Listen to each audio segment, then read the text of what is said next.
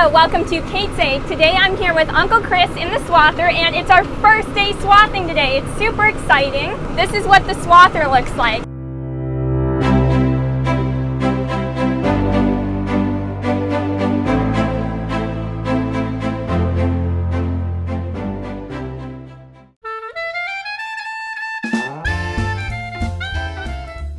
I forget how to do it every year, so I have to relearn it. So today is our first day swathing.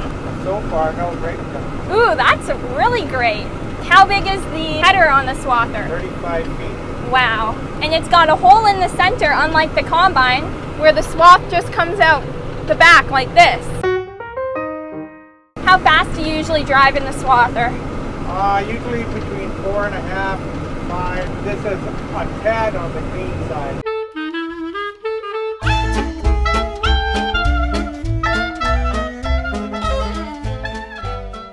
How long does it take to dry out the weed after you swath it? Probably 3, 4, 5 days a week. Ooh, your button handle is very cool. Do you enjoy driving swather more than combine? It's okay. I do until it breaks. And this is our only swather, right? So it's important it stays running.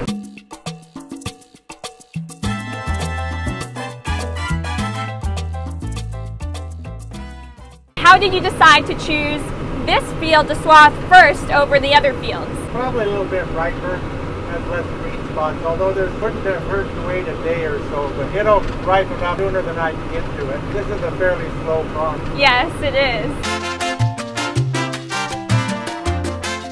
If you cut it off, it can look green on top, but if you cut it off and it looks like combine stubble. Yes, the golden on the bottom. Yeah, if it's all golden on the bottom, then it's okay to swap regardless of what it looks like on top. Because it can't bring up any more moisture. That was a rock? That was a rock. That's why I go a little bit slower through the draws and things, because it's usually rock. And if you hit it going slower, it usually doesn't break anything. It bounces over, where if you hit it going really fast, then it just breaks. Yes, that's never a good thing. And that happens quite a bit in the swather. Yeah, because you're really short on the ground.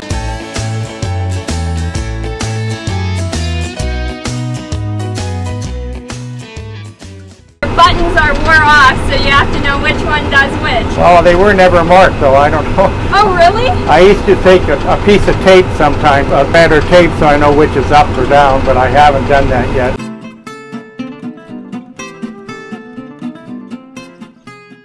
You know, this is actually should have been weighted, but if you leave little spots all over, then you never get back to them anyway. No. And this doesn't cut green stuff very much, so that's why I'm going slow. But if you look back, that's not as green on the bottom as you think it is on top. You see that's not near as green by the stubble? Oh, definitely. So those plants were starting to cure, they just haven't gotten to the top yet. So most of those plants wouldn't have taken any more moisture. Correct. Like if you look there, it's pretty green, but if you look at the stubble, it's not gone. green, It's not. yeah. So it's actually will cure okay. And I'm really not all that good at that. That's why I have to go slower. See, that lifts up. It remembers how high the cutting bar was. Oh, it goes exactly to the cutting bar height. Yeah, to the same cutting height. Okay. See, on the center, in order to have enough room coming back up without driving over thing, I have to take half a swath on the last pass in the center. Otherwise, I won't have enough room coming back up. That's interesting. That's something you learn after you have to drive on top of one of those for a mile. Yes. But see, if I take half a swath and coming up, I'll have enough room to finish this little chunk here.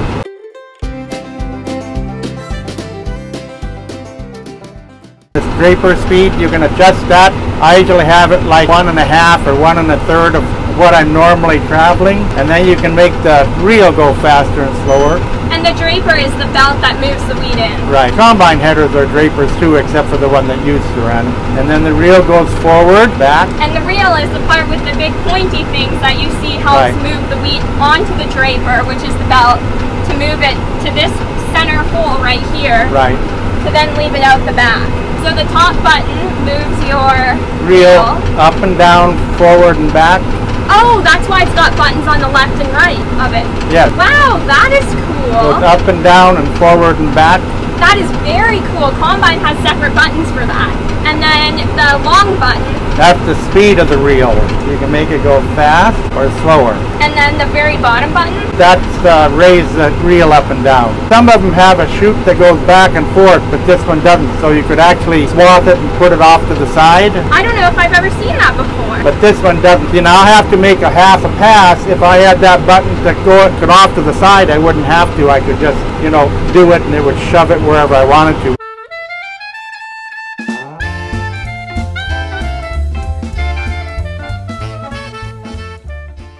And this is a MacDon swather? Yeah. I really like the swather. I don't like the header. The swather works real good. It does a nice job though. And it's reliable? We have almost 3,000 hours on it, so yeah. Oh wow. We've had it a while. I really needed 2 of them, but I was too cheap to buy 2, so I only bought 1. But now we farm a little bit less, so 1 is probably fine. But when I first bought this, I actually should have bought 2 of them. They work better in pairs. Everything, you know, yes. You just seem to get more done or working with 2.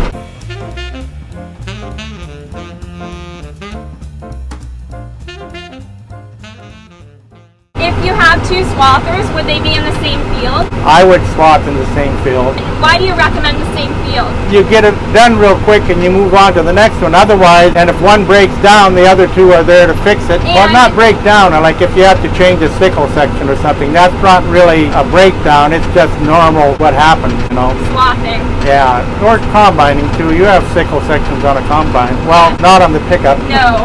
But on the big headers, when you hit a rock, they break off. And if you have combines who are behind the swathers, if you get one field done super fast, that doesn't hold them up. If you have bigger fields, it doesn't. On small fields, a lot of swathers would sort of get in their way of each other. Just like at the end of a combine field, when the combines, you know, when the they all get in the way of each other. Also. Sort of get in the way of everybody. So. But in Montana, the fields are really big, so it works well. These are bigger than we used to have too. So. Yes, and we used to have smaller fields because of the Dust Bowl days. Yep.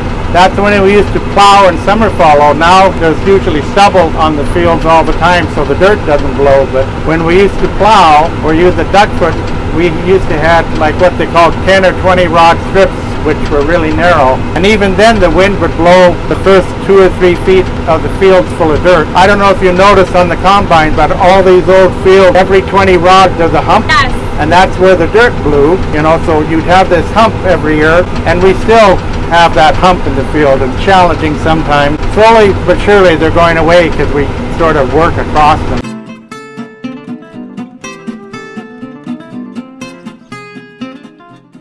From swathing the wheat, can you tell how good it might be? Well, in the thicker, you can tell how thick it is, whether the heads are full, not so much. We've had wheat that would hardly go through the thing, but it didn't fill out. It didn't fill out. We might have a lot of that this year because it just, when it was flowering and filling, it might just be really light wheat. Like this is actually pretty nice wheat, but you don't know how it is until you get the combine in it. And the only part of the wheat that matters is the grain kernel, because that's what ultimately ends up being ground into flour, and that's the part of the wheat that the farmers sell. They have headers that just like fingers. They take through. You don't swath it, but it rakes those heads off. They call them stripper headers, and it just strips those kernels off, and what's left is just the whole straw without the head. So, wow! So you have that straw up there. And what's the purpose of that? In places like here where it catches a lot more snow, so you have a lot more snow. When you get snow here, when it gets past the top of the stubble, it just blows. So if you have it really tall, then it just continues catching. That's interesting.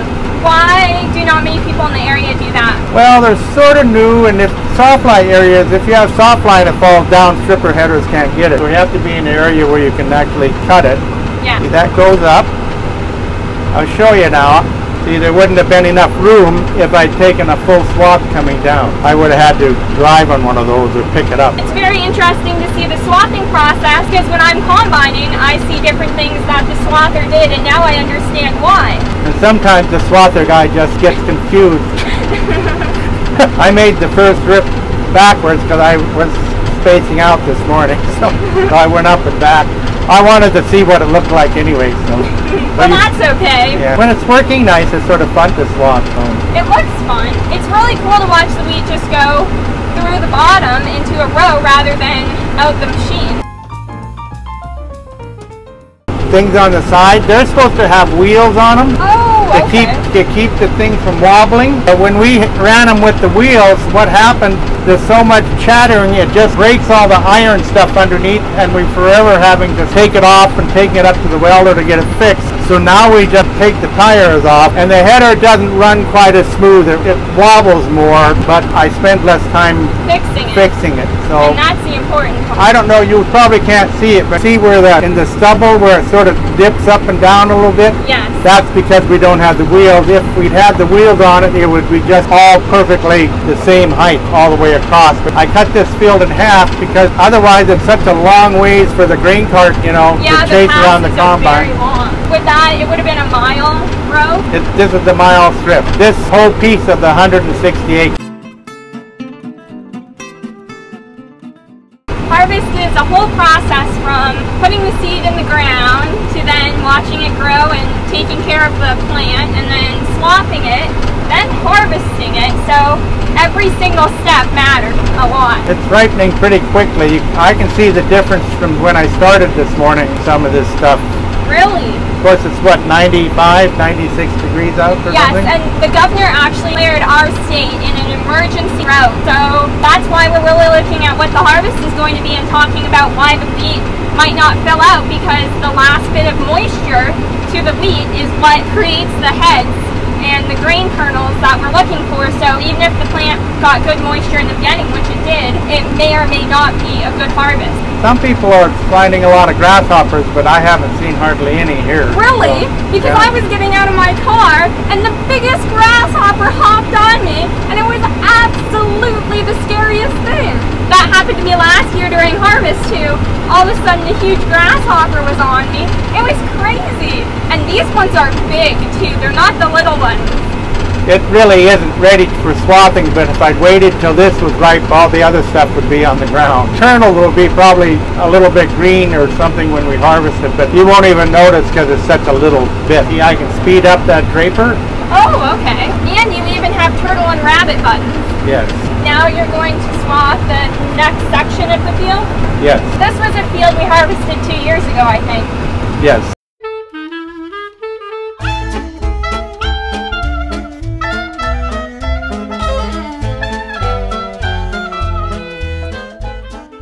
How important is it to summer follow your field? Well, in Montana, it's pretty important because it conserves the moisture, believe it or not. So yes, and we don't get a lot of moisture, so every bit counts.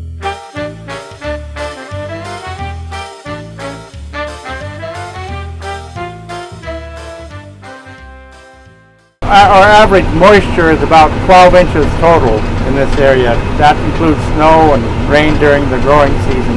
Yes. Which is real minimal for growing crops. Definitely. Our area is the Golden Triangle, so it's the best in the U.S. for growing wheat and barley, but these are really hardy crops. We don't get enough rain to grow a great crop of corn or really anything else. See, this is pretty green, so I have to slow down, otherwise it won't cut it. But you see it's just a little patch here, or all the rest of it's pretty good. And this is the low part of the field. And most of the stubble is pretty golden. See, this is pretty nice in here. See how full it is? See the sawfly on the window? Oh yeah, these are all the sawflies, and they're the reason why we swath our wheat, because they eat through and lay their eggs in the stem of the wheat, which makes it fall over. In this area, we have a huge problem with sawfly, and the majority of the farmers swath their wheat. And that's not common in a lot of other areas. No, they don't have sawflies. We used to have pickup fingers that you'd run on the ground and try to pick it up and lift it, but they're real hard to run and they're rather expensive. This isn't cheap either. It's something we'd rather not do, but because you've got a whole nother piece of equipment that has to go through and really a whole second process to harvesting your wheat that doesn't happen in a lot of other areas. If you just had your big straight cutting header on, there would only be one of these processes, but it's more important to get the most grain you can out of the field and more economical. I bought it after 1 year. We had to cut about half the farm one direction because it was all flat. You could get under it. You had to cut one direction and rode back to the end of the strip and cut one direction, otherwise you couldn't get underneath the wheat. Because it was all laying over.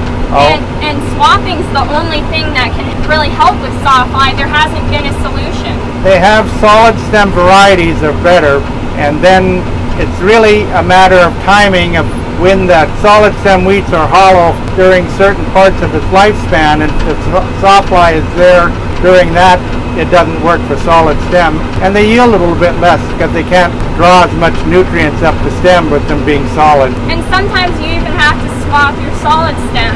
This half of the field is better than the other half, and I don't know why. They used to be two different fields. They used to be 80-acre strips, and now it's 160, so it might be something we did a couple years ago. Crop rotation.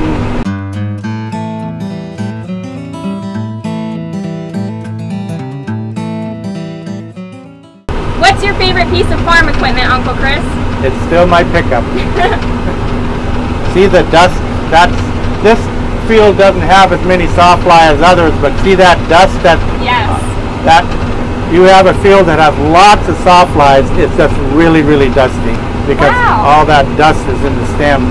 It's really hard when you fall behind in the swather because you have 3 combines picking up all of this wheat, and they go about the same speed as this swather, and then you've got one swather. So you have to get a little bit ahead of them, hopefully a week maybe ahead of the combines.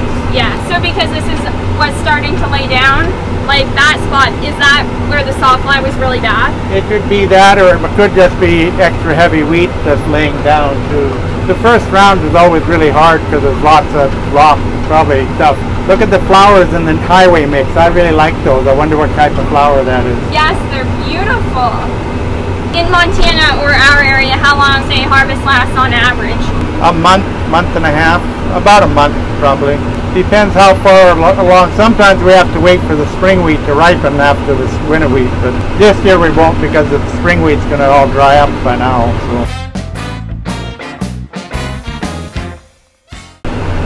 All the sawflies are joining us. Some of those laid down spots are where deer and antelope bed down. They go and sleep in it and flatten an area out. Oh, with their babies too. Yeah. Definitely have a lot of deer and antelope. More animals and cows and antelope than people in our state. 40 years ago, would you have swathed wheat, or would you have picked it up with straight cutting? Some people did, but we never did much of it. We usually straight cut. Sawfly has gotten a lot worse throughout the years. Have you seen any eagles or owls? Not today, I haven't. What about any pheasants? None. No pheasants. No animals at all today, as a matter of fact. Wow. Well, we'll definitely be seeing wildlife in combining, so that's always fun. Is there any really interesting animal you've seen? Have you ever seen a bear in the swather combine? No, we had a black bear one time around wandered through, and my dad and I chased it up a power pole so we could get a picture. But by the time we came back with the camera, it had gone. Oh no, that sounds very scary. We've seen elk and we've seen moose. We had a moose last year walk through the yard. So. Aww. Raccoons. We have raccoons. Yes, we do have raccoons, and we have pheasants. You'll have to watch my Saving the Pheasants video. I saved a whole family of baby pheasants, and they were little tiny, so it was just adorable. Probably the only pheasants in 50 miles. Yes, and they were in my swath. Wheat is actually a place where a lot of animals like to lay and kind of hide away, the wheat swaths and also the wheat standing up. So a lot of times it's sad when we're harvesting because we're taking their home away.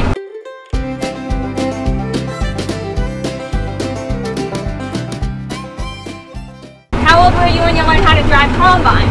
I don't know. 10, 8, 9, 10. I don't know. We used to ride in the back of the grain tank with the combines that didn't have cabs, the old 195 and the 105. So it must be luxurious to have a cab now. My dad would still buy them without cabs if they made them that way. He used to take the doors off the grain trucks so they wouldn't run into the header. Really? So they could see the header, because we used to unload on the go, the combine wouldn't stop. And the door, they couldn't see the header because the door was in the way, so we used to take the right-hand door off the truck. Oh, that was the really old truck. Yeah, the old truck. I remember that in my antique farm equipment video. Grandpa was showing me that because I was wondering why one door was just not on. Because when they ran into the header, they'd have to stop and fix it. So he took the doors off the truck. We used to have canvas water bags. You'd fill it with water, and because it was hot and the water would evaporate and the water would be really cool in those canvas water bags. Wow! I don't know if you can buy them any longer, but they used to be really sort of neat. We used to hang them on the blinkers. All the old trucks, the blinkers used to stick up. You could hang stuff on them, so we'd hang the water bags on them. That is cool. And you always had cool water because it was always evaporating. It's more complicated to swath when you're going up the hill because, as you can see, you have to move your header up and then back down again. And then you have to keep that side right there at the edge of the weed so you can swath the most at a time and be the most efficient. But also, it's hard to see sometimes, and if you go over, you have a skip. And when I was straight cutting, I didn't skip often, but I did do it occasionally. And that part will just stay standing up in the field. For the pheasants. Yes, exactly. So it's really a good thing for the pheasants. You try to keep the reel about the same speed. It's not flapping real fast. It's just sort of gently tugging the weed in. You see a lot of MacDon swathers around now. They work real well, and they last a long time. This is really cool. I haven't been in the swather or even taken a ride in it since I was really little, and this is just absolutely crazy because usually I'm a part of the combine team and the swather will be always in a different field, so this is really cool to see this kind of side of the operation. Swathing saves a lot of wear and tear on the combines. They don't break down near as much than if you're picking up and straight cutting. There's just a lot less trouble with combines. Swather gets to do all the hard part. Yes, it's a good point. I think, was it last year or the year before, I remember Dan said the steering let out on the road or something and it drove off into the ditch. Yeah, and spun around, yeah. Kind of scary. They're sort of tricky to steer anyway, sort of. A little different than combine? A lot different than a combine. That's why we park far away from them, because when you go to move, sometimes they swing around. Oh, wow. So you have to stay away from them. I wonder why the steering went out. There was some setting or something that piece broke underneath. I wouldn't want to be driving it if that happened. We've had that happen before. John Boy had it where it just went around in circles and he had to shut it off. That's one of the things that goes wrong once in a while.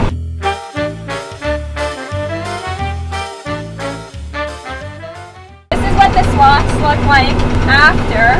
It's fun to look at a field that's swathed. I like driving by and seeing all the rows. Me too. It's awesome, and I love combining and looking at all the rows too. It's just like a really cool experience. I generally don't like harvest because they don't let me run swath or combine very much. I get all the dirty jobs, like the bins and all that crap. So I generally don't like harvest, but if I get to do this, I don't mind it. Is your favorite part seeding? I always really like seeding. Anything that I have to do over 2 days in a row, I get bored with. So I'm good for 2 days. That's not really true, but now I had a little skip there, almost. I did. I think the most challenging part about swathing would be knowing the directions in which to take the field and the whole geometry of it all. On these strips, it's pretty easy, but when you get fields that aren't square, it can get rather confusing. You really can't swath in whichever pattern you like because it makes it hard on the combine driver. You see a lot of different people swath back and forth, and we're actually one of the only people, I mean maybe there's another family, but in our area that swath all the way around. It gets sort of confusing. If you have 2 combines, back and forth works perfect. But if you have more than 2, you have more than 2, then you have to dip a swath, every other swath, that sort of gets confusing. Exactly, and there was a little bit that was swathed back and forth, and that does make it more challenging for the combines because you have to skip a row, and sometimes you start them backwards. You can't do that. Thank you, Uncle Chris. I hope you have a wonderful rest of the day swathing. You're welcome, Kate. I hope I do too. Okay, bye! That was so much fun, and I got to learn a lot about the swather that I never knew before. So here's what the swather looks like, and these are the swaths it creates. So that was just super fun. Ooh, now I have to walk through a swath. There's my Kate's Egg tote. Here I brought my Kate's Egg tote bag along, which you can order on the Kate's Egg website, katesag.com. And I just love it because it's 100% cotton and made in the USA. And I always carry about 3 of them around to make sure I always have everything on hand in the combine or swather or wherever I go. Thank you so much for watching this video. I really hope you enjoyed it and learned a little bit more about why we swath on our Montana farm and what makes it so important. I had an awesome day and learned so much in the swather. Make sure to like this video and subscribe to learn about how your food gets to your table. You can also follow Kate's Egg on Instagram, KATES_AG, and on Pinterest, Facebook, Twitter, TikTok, pretty much everywhere else. And you can purchase a Kate's Egg tote bag on the Kate's Egg website, KATESAG.com. Thank you so much for watching. Bye! Here's the tote bag, and this is a picture of real wheat. I actually took this picture of swathed wheat, so it's crazy to think that my tote bag is now sitting in swathed wheat. And then this is a picture of a combine that I created. I added the blue color to the wheat to make it a little bit more fun, but as you can see, this is the wheat head right here, just like it is here.